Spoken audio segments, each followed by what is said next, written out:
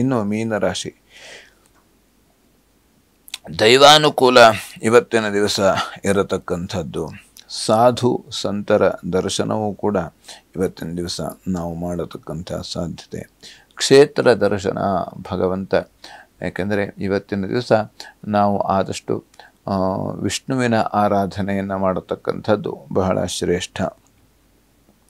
ಸಹೋದರರಲ್ಲಿ ಭಿನ್ನಾಭಿಪ್ರಾಯಗಳು ಬರತಕ್ಕಂಥದ್ದು,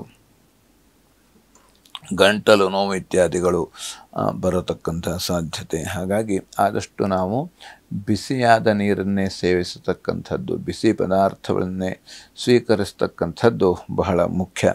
ಹಾಗಾಗಿ ನಾಗ ಕವಚವನ್ನು ಪಠಿಸುವುದರಿಂದ ಅಥವಾ ನಾವು ಆ ಒಂದು ನಾಗನ ಸನ್ನಿಧಿಯಲ್ಲಿ ಹಾಲನ್ನು ಅರ್ಪಣೆ ಮಾಡುವುದರಿಂದ ನಮಗೆ ಎಲ್ಲ ರೀತಿಯಲ್ಲಿ ಅನುಕೂಲ ಇರತಕ್ಕಂಥದ್ದು.